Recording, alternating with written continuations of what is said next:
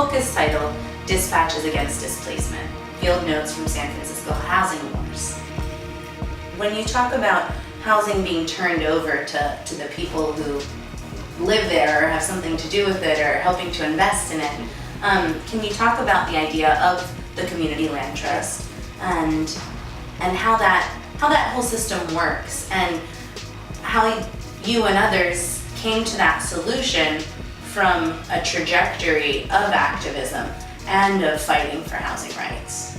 A community land trust is a form of cooperative housing where a democratically controlled organization owns land and the tenants cooperatively own the building on top of the land, but they own it not in the way that we traditionally recognize ownership.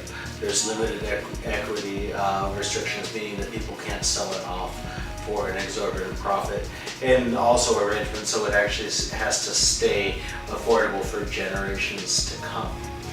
And we talk about some of the ways in which people are fighting today and some of the current struggles that are going on here in the Bay Area for people to stay in their homes and to create a place for themselves and their families.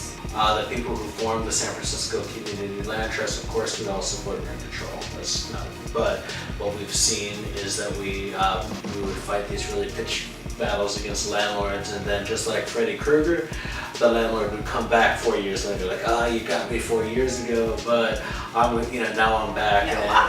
Hate me now. Yeah, and I'm even angrier, right?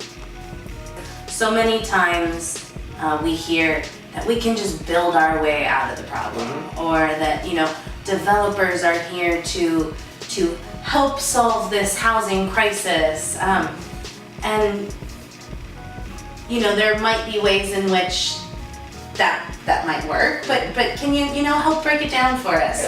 Can we build ourselves out of the crisis? No. New construction of housing can contribute to the end of the housing crisis, but if you're not preserving what's already out there, you're constantly playing a zero-sum or worse game.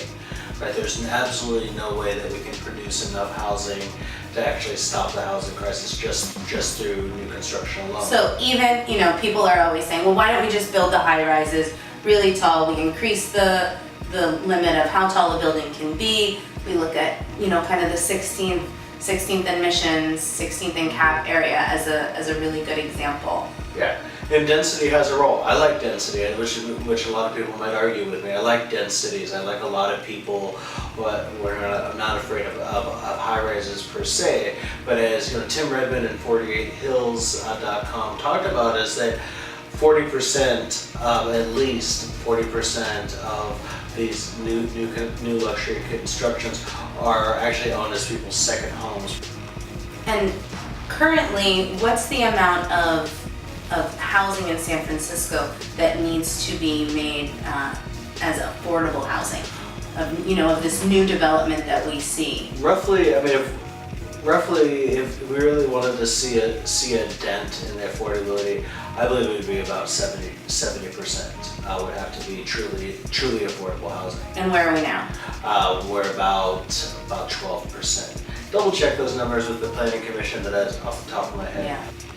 I'm remembering this part of the book where you were talking about the role of a housing rights activist is to fight evictions and fight people being displaced, right?